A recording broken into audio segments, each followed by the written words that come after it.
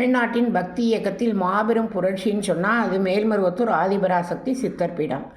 இந்த இடத்துல ஒரு பெரிய வேப்ப மரம் இருந்திருக்கிறது. அந்த மரத்தின் இலைகளும் பழங்களும் இனிப்பாக இருந்திருக்கிறது. அதை சாப்பிட்டவர்களுக்கு நோயே வரவில்லை. அப்படி இருக்கையில் 1966 அந்த வேப்ப மரம் புயலிலே கீழே விழுந்து விடுகிறது. கீழே ஒரு கல் இருந்திருக்கிறது. அந்த கல்லை சுயம்புவாக பாவித்து வழிபாடு செய்திருக்கிறார்கள். ஆதிபராசக்தின்னு அவளுக்கு பேர். ஆதிபராசக்தி ஒரு பங்காரடிகளாங்கிற அடியவர் மூலமாக அருள்வாக்கு சொன்னதனால் இந்த கோவில் மிகவும் பிரபலமாகிவிட்டது. இந்த கோவில் பின்னர் 1977 தான் இப்போ இருக்கிற அம்மனை பிரதிஷ்டை செய்திருக்கிறாங்க. 3 அடி உயரத்தில் அம்மன் 1000 இதழ் கொண்ட தாமரை பூவின் மீது அமர்ந்து ஒரு கையில் தாமரையும் மற்றொரு கையில் சின்முத்திரையும் ஏந்தி அருள் பாலிக்கிறாள். கோவில் பக்தி இயக்கத்தின் மாபெரும் புரட்சின்னு ஏன் சொன்னோன்னா, இந்த கோவிலில் பெண்கள் கருவறைக்குள் போய் அபிஷேக ஆராதனைகள் செய்யலாம். உலகம் முழுவதும் வார வழிபாட்டு மன்றங்கள், மகளிர் வழிபாட்டு மன்றங்கள் வைத்து அற்புதமாக இறைப்பணி செய்கிறார்கள்.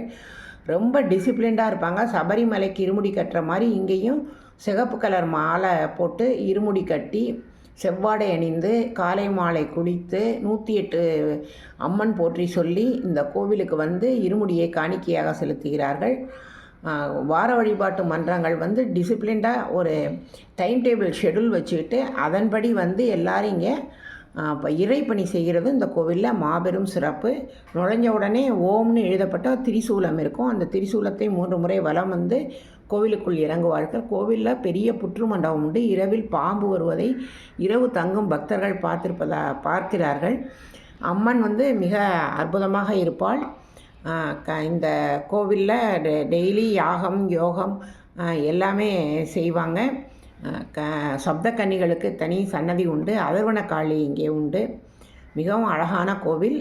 இந்த கோவிலுக்கு வந்து லட்சக்கணக்கான பக்தர்கள் உண்டு. உலகம் முழுவதும் பெரிய முதலமைச்சர்கள், குடியரசுத் தலைவர்கள் கூட ஒரு காலத்தில் இந்த கோவிலின் பக்தர்களாக அடியவர்களாக இருந்திருக்கிறார்கள். கன்னியாகுமரி மார்க்கத்தில் செல்லும் அனைத்து ரயில்களையும் நிறுத்தி 1980களில் தான் முத ரயில்வே ஸ்டேஷன் அங்கே மேல்மருவத்தூர் ஸ்டேஷன்னு ஒன்று ஏற்படுத்தினாங்கன்னா இந்த கோவில் எவ்வளோ பிரபலம்னு பாருங்கள். ஒரு பெரிய மாபெரும் பக்தி இயக்கம், மகளிர் வழிபாட்டு மன்றம், வார வழிபாட்டு மன்றம்லாம் வச்சு முறைமையாக அவர்கள் இறைப்பணி செய்கிறார்கள்.